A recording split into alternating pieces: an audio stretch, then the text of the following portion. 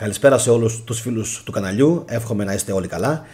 Σήμερα νιώθω πολύ μεγάλη περηφάνεια καθώς θα κάνω μια εκπομπή στην οποία θα μιλήσω για μια άκρος ενδιαφέρουσα αρχαιολογική ανακάλυψη την οποία έχουν κάνει Βρετανοί αρχαιολόγοι στο σημερινό Ιράκ και στην αρχαία Σουμερία, μια ανακάλυψη η οποία πραγματικά ρίχνει περισσότερο φως στην ιστορική φιγούρα του Μεγάλου Αλεξάνδρου. Πριν φυσικά μπω στο περιεχόμενο της εκπομπής, να σας πω, όσοι από εσάς με βλέπετε πρώτη φορά, να κάνετε φυσικά εγγραφή στο κανάλι και όσοι έχετε κάνει ήδη εγγραφή, να κάνετε οπωσδήποτε σήμερα like και κοινοποίηση προκειμένου να μπορέσουν να δουν αυτήν την εκπομπή ακόμα περισσότεροι άνθρωποι. Μπαίνω λοιπόν αμέσως στο θέμα, το οποίο δεν είναι άλλο από την ανακάλυψη ενός αρχαίου ελληνικού ναού, τον οποίον έχτισε κατά πάσα πιθανότητα ο Μέγας Αλέξανδρος λίγο πριν αποβιώσει στο σημερινό Γκυρσού, βασικά λέγεται Τέλο, με συγχωρείτε, στο αρχαίο Γκυρσού, στο σημερινό Τέλο του νότιου Ιράκ, το οποίο απέχει αρκετές δεκάδες χιλιόμετρα από την αρχαία Βαβυλώνα. Πάμε λοιπόν να δούμε τι ακριβώς αναφέρουν διάφορα δημοσιεύματα και θα τα αναλύσουμε όλα κομμάτι-κομμάτι. Μία από τις τελευταίες πράξεις του Μεγάλου Αλεξάνδρου πριν πεθάνει στην ηλικία των 32 ετών ίσως ήταν η αφιέρωση ενός ελληνικού ναού για να τιμήσει τους αρχαίους θεούς και να επιβεβαιώσει τη δική του θεϊκή υπόσταση. Αυτά τουλάχιστον υποστηρίζουν αρχαιολόγοι από το Μουσείο της Αγγλίας, οι οποίοι εργάζονται στην αρχαία πόλη Γκυρσού στο νότιο Ιράκ, οι οποίοι ανακάλυψαν έναν σουμεριακό ναό 4.000 ετών, καθώς επίσης και έναν ναό ο οποίος είναι από την εποχή του Μεγάλου Αλεξάνδρου και είναι χτισμένος πάνω από αυτόν. Οι ελληνικές επιγραφές οι οποίες είχαν βρεθεί στο ναό αυτόν ήταν εξαιρετικά δυσνόητες και δύσκολες στην κατανόηση και δεν είχαν βγάλει κανένα απολύτως νόημα για τους αρχαιολόγους, τουλάχιστον μέχρι σήμερα. Πάμε λοιπόν να μεταφερθούμε πρώτα στην αρχαία πόλη της Σουμερίας για να δούμε τι ακριβώς έπαιζε εκείνη την εποχή. Η Γκυρσού, επίσης γνωστή ως Τύρις, σημερινή Τέλο, ήταν μια αρχαία πόλη των Σουμερίων η οποία βρισκόταν στη νότια Μεσοποταμία στο σημερινό Ιράκ. Η πόλη άκμασε στην πρώιμη δυναστική και Ουρ 3 περίοδο της ιστορίας των Σουμερίων περίπου μεταξύ του 26ου και του 21ου αιώνα π.Χ. Όμως να σας πω ότι αυτή η πόλη χρονολογείται ήδη από το 5.500 με 5.000 π.Χ. Άρα ήταν σχεδόν με σημερινά δεδομένα 7.000 και βάλε ετών. Το Γκυρσού ή η Γκυρσού ήταν μια σημαντική πόλη του πολιτισμού των Σουμερίων, η πρώτη στον κόσμο και έπαιξε καθοριστικό ρόλο στην ανάπτυξη του πρώην πολιτισμού της Μεσοποταμίας. Ενώ κάποιοι εικάζουν ότι η πρώτη πόλη ήταν η Ερυντού και όχι η Γκυρσού, αλλά όλα αυτά για όσα από εσάς ενδιαφέρεστε φυσικά και για την ιστορία των Ανουνάκη θα τα πούμε σε επόμενες εκπομπές, οι οποίες θα είναι πραγματικά πάρα πολύ ωραίες. Συνεχίζω. Η αποκάλυψη του ναού δείχνει ότι άτομα που ζούσαν την εποχή του Αλεξάνδρου στην αλόγω περιοχή είχαν επίγνωση της αρχαίας ιστορίας της τοποθεσίας. Γνώριζαν δηλαδή πού ήταν αφιερωμένος αυτός ο ναός. Αυτή η τοποθεσία, εγκαταλειμμένη και αδρανής για τουλάχιστον μια χιλιετία, τουλάχιστον υποδηλώνει την ύπαρξη ακριβούς ιστορικής γνώσης και πολιτιστικής μνήμης στις αρχαίες κοινωνίες, οι οποίες παραδοσιακά θεωρούνταν ή θεωρήθηκαν πρωτόγονες από τους αρχαιολόγους και τους ιστορικούς, αλλά κάτι τέτοιο φυσικά πάντα και σύμφωνα με τη δική μου γνώμη δεν ευσταθεί, καθώς πιστεύω ότι αυτοί οι αρχαίοι πολιτισμοί ήταν εξαιρετικά αναπτυγμένοι και μπορούμε σχεδόν να τους συγκρίνουμε με τις σημερινές κοινωνίες του 19ου αιώνα. Αυτή τουλάχιστον είναι η δικιά μου η γνώμη. Πάμε λοιπόν παρακάτω. Μετά από τις πρώτες ανασκαφές, οι οποίες ξεκίνησαν τον 19ο αιώνα, προέκυψαν κάποιες εικασίες για την παρουσία μιας ελληνικής κατασκευής στην τοποθεσία, οι οποίες προκλήθηκαν από την ανακάλυψη μιας παράξενης πλάκας. Η πλάκα αυτή, γραμμένη τόσο στα ελληνικά όσο και στα αραμαϊκά, έφερε την επιγραφή Αντάτ Ναντίν Αε, που μεταφράζεται σε εισαγωγικά δωρητής ή δώρο των δύο αδελφών. Επαναλαμβάνω, βρέθηκε μία επιγραφή η οποία ήταν γραμμένη τόσο στα ελληνικά όσο και στα αραμαϊκά, η οποία έφερε την επιγραφή Αντάτ Ναντίν Αε, που μεταφράζεται σε δωρητής ή δώρο των δύο αδελφών. Το ποια ήταν τα δύο αδέλφια είναι κάτι το οποίο θα το αναλύσουμε στην συνέχεια της σημερινής μας εκπομπής. Και προχωράμε. Το μυστήριο διωγγώθηκε όταν οι ερευνητές διαπίστωσαν ότι ο ναός αυτός είχε εγκαταλειφθεί γύρω στο 1750 π.Χ., πάνω από 1400 ολόκληρα χρόνια πριν από τη γέννηση του Μακεδόνα στρατιλάτη. Ο Δόκτωρ Ρέι προτείνει ότι οι Έλληνες, συμπεριλαμβανομένων πιθανώς οπαδών του Αλεξάνδρου ή ακόμα και του ίδιου, δεν το ξέρουμε δυστυχώς, ίδρυσαν τον δικό τους ναό στους αρχαίους χώρους της Σουμερίας, κάτι εξαιρετικά σπάνιο μέχρι σήμερα, για να διεκδικήσουν πιθανώς τη θεότητα του ίδιου του μεγάλου στρατιλάτη του Αλεξάνδρου. Αυτό, να κάνω μία άνω τελεία, είναι κάτι που παρατηρείται πρώτη φορά. Δεν έχει ξανασυμβεί ποτέ σε ναό των Σουμέριων να βρεθεί από πάνω ναός ο οποίος έχει αφιερωθεί από αρχαίο Έλληνα. Οπότε και σε αυτό μιλάμε για μια πρωτοτυπία του μεγάλου Αλεξάνδρου. Η αποστολή του Αγγλικού Μουσείου, ανάμεσα στις πολλές ανακαλύψεις της, βρήκε επίσης ένα ασημένιο νόμισμα δραχμής που κόπηκε από τις δυνάμεις του Αλεξάνδρου τη δεκαετία περίπου του 330 π.Χ. Αυτή είναι και η επίσημη χρονολόγηση που έχουν δώσει οι αρχαιολόγοι και οι επιστήμονες. Αυτό το χρονικό πλαίσιο ευθυγραμμίζεται απολύτως με τη ζωή του Μεγάλου Αλεξάνδρου και συμπίπτει με την περίοδο αμέσως μετά τη νίκη του επί των Περσών, που προηγουμένως κυριαρχούσαν στην περιοχή και φυσικά, όπως ξέρουμε όλοι, είχαν προβεί σε πάρα πολλές καταστροφές φυσικά και στην ελληνική Ιωνία.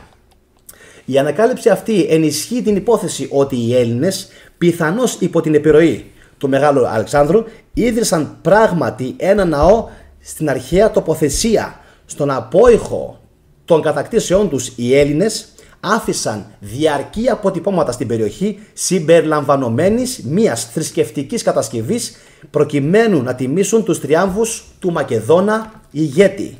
Τι λοιπόν καλύτερο από το να φτιάξεις σε έναν καταστραμμένο ναό, ο οποίος όμως έχερε σεβασμού από τους τοπικούς πληθυσμούς, έναν νέο ναό σε ένα πρόσωπο ζωντανό, τουλάχιστον εκείνης της εποχής, το οποίο είχε φτάσει σε βαθμό θεοποίησης. Και τώρα πάμε να δούμε κάτι άλλο το οποίο έχει πολύ μεγάλη σημασία και το οποίο κάποιοι το έχουν παραλείψει αυτές τις ημέρες και δεν το έχουν αναφέρει καθόλου. Και αυτό δεν είναι άλλο από το γεγονός ότι ο ναός αυτός του Μεγάλου Αλεξάνδρου συνδέεται με κάποιον τρόπο με τον δικό μας Ηρακλή, αλλά και με τον Σουμέριο θεό Νινγκύρσου ή αλλιώς Νινούρτα, διότι ένας βωμός με προσφορές που γενικά απαντώνται σε ελληνικούς ναούς βρέθηκε στο σημείο και περιλάμβανε ιππείς από τερακότα που έμοιαζαν πάρα πολύ με τους συνοδοιπόρους ιππείς που αποτελούσαν τον προσωπικό σωματοφύλακα του Μεγάλου Αλεξάνδρου. Ο Δόκτωρ Ρέι πρόσθεσε ότι η γοητεία του Αλεξάνδρου με τους μυθικούς ισχυρούς άνδρες, ιδιαίτερα τον Ηρακλή, μπορεί να τον οδήγησε να αναζητήσει έναν αντίστοιχο των Σουμερίων. Αναγνωρίζοντας τον Νινγκύρσου, μια φιγούρα με παραλληλισμούς με τον Ηρακλή και που σχετίζεται με την ολοκλήρωση των 12 άθλων, ο Αλέξανδρος πιθανότατα αγκάλιασε μια σύνδεση με αυτή τη συγχωνευμένη ελληνική και σουμεριακή θεότητα. Άρα λοιπόν τι έκανε? Πήρε στοιχεία από τον Ηρακλή, βρήκε από τους τοπικούς πληθυσμούς ποιος ήταν ο θεός ή η θεότητα η οποία άρμοζε και πλησίαζε πιο πολύ στον δικό μας ημέτερο Ηρακλή και βρήκε πως αυτή η θεότητα ήταν ο Νινούρτα ή αλλιώς Νινγκύρσου και έτσι κάπως έκανε αυτή τη συγχώνευση. Εξάλλου, δηλώνοντας τον εαυτό του Υιό του Διός στην Αίγυπτο, τοποθετήθηκε ουσιαστικά ο Αλέξανδρος ως αδελφός του Ηρακλή και ενδεχομένως και του Νιγκύρσου. Άρα τι έκανε? Έκανε ακόμα μία συγχώνευση, όπου συμπεριέλαβε και την θεότητα των Σουμέριων. Στο πλαίσιο αυτό, η ενιγματική λοιπόν επιγραφή δωρητής ή δώρο των δύο αδελφών ερμηνεύτηκε από τον Δόκτωρ Ρέι ως αναφορά στον Δία, τον υποτιθέμενο ως πατέρα του Αλεξάνδρου και του Ηρακλή, ως δωρεοδόχου αυτών των δύο εμβληματικών μορφών, αναφέρει το The Greek Reporter. Η πεποίθηση είναι ότι ο Αλέξανδρος, ψάχνοντας για το αντίστοιχο του Ηρακλή στη Μεσοποταμία, θα μπορούσε να είχε κατευθυνθεί στον Γκυρσού ως την πιθανή οικία του θεού ήρωα Νιν Γκυρσού, που ταιριάζει απόλυτα και με το όνομα της τοποθεσίας, οδηγώντας τον έτσι να ιδρύσει έναν ιερό τόπο προς τιμήν αυτής της νέας ιερής σύνδεσης. Άρα λοιπόν βλέπουμε ότι καταρχάς ο Αλέξανδρος έκανε κάτι καταπληκτικό. Τι? Έκανε συγκερασμό του ελληνικού και του σουμεριακού πάνθεου. Κάτι που το ξέρουμε σίγουρα ότι το είχαν κάνει παλαιότερα και οι δικοί μας οι μέτεροι Ίωνες Μικρασιάτες. Έτσι. Πάμε παρακάτω. Η αναγνώριση του Γκυρσού ως τόπου κατοικίας του Θεού είναι ένας δείκτης μιας βαθιάς πολιτιστικής μνήμης του τοπικού πληθυσμού που ανέφερα πριν από λίγο. Ο μεταγενέστερος ελληνιστικός ναός που χτίστηκε στην κορυφή της αρχαίας τοποθεσίας θα μπορούσε να ιδρύθηκε κατά την επιστροφή του Αλεξάνδρου από την Ινδική εκστρατεία του λίγο πριν τον θάνατό του που έλαβε χώρα το 323 π.Χ. Υπάρχει λοιπόν πολύ μεγάλο ενδεχόμενο, θέλοντας να ευχαριστήσει με τον δικό του τρόπο ο Αλέξανδρος τους θεούς για το γεγονός ότι γύρισε με τον τρόπο που γύρισε από την Ινδική εκστρατεία σως, να θέλησε λοιπόν να τους ευχαριστήσει και επέλεξε την περιοχή της Γκυρσού ως την τοποθεσία όπου ήθελε να δώσει έναν φόρο τιμής, ας το πούμε έτσι, στους θεούς. Πάμε παρακάτω. Αυτό ευθυγραμμίζεται χρονολογικά με την ιδέα ότι ο Αλέξανδρος, επηρεασμένος από την προσπάθειά του να συνδέσει τις ελληνικές και σουμεριακές μυθολογίες, προσπάθησε να αφήσει ένα διαρκές σημάδι στην περιοχή, κατασκευάζοντας ένα ναό αφιερωμένο στη θεωρούμενη θεϊκή καταγωγή του. Και φυσικά είναι γεγονός ότι κατά πάσα πιθανότητα να είχε έρθει σε επαφή με το σουμεριακό πάνθεο ήδη από την περίοδο που είχε κατακτήσει τους Πέρσες. Γεγονός που φυσικά επίσης διαφεύγει από πάρα πολύ κόσμο. Δηλαδή με το που τους κατέκτησε, ήδη από τότε να είχε μάθει, να είχε ακούσει όλους αυτούς τους θαυμάσιους μύθους που είχαν αυτοί οι άνθρωποι τοπικά. Και τώρα πάμε να δώσουμε και την τελευταία αποκάλυψη. Ο Δόκτωρ Ρέι λέει λοιπόν χαρακτηριστικά το εξής κορυφαίο, το οποίο είναι πάρα πολύ ενδιαφέρον για όλους τους σύγχρονους αλλά και τους αρχαίους Έλληνες. Δήλωση του: αυτή η τοποθεσία τιμά τον Δία και δύο θεϊκούς γιους. Θα το πω δύο φορές. Αυτή η τοποθεσία τιμά τον Δία και δύο θεϊκούς γιους. Η γη είναι ο Ηρακλής και ο Αλέξανδρος. Αυτό υποδηλώνουν αυτές οι ανακαλύψεις. Επαναλαμβάνω, η γη είναι ο Ηρακλής και ο Αλέξανδρος. Αυτό υποδηλώνουν αυτές οι ανακαλύψεις. Ένα γεγονός το οποίο για μας τους Έλληνες προσθέτει ακόμα περισσότερη πολιτιστική κληρονομιά στην πλάτη μας και θα πρέπει να μας αναγκάσει να γίνουμε ακόμα καλύτεροι στην γνώση μας πάνω στην ιστορία μας.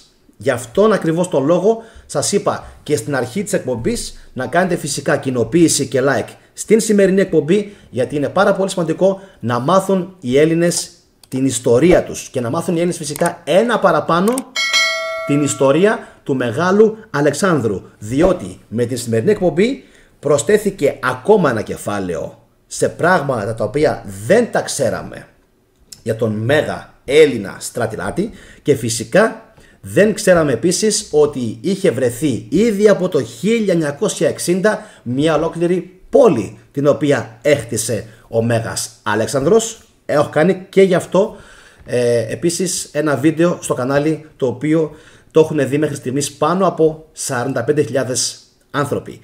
Εύχομαι η εκπομπή σημερινή να σας άρεσε. Όπως είπα και πριν, όσοι με βλέπετε πρώτη φορά, κάντε εγγραφή στο κανάλι και φυσικά κοινοποιήστε για να μπορέσουν να δουν πιο πολλά άτομα αυτήν την μεγάλη και σπουδαία ανακάλυψη. Εύχομαι να είστε όλοι καλά. Καλό βράδυ από μένα, καλή συνέχεια σε όλους. Γεια σας.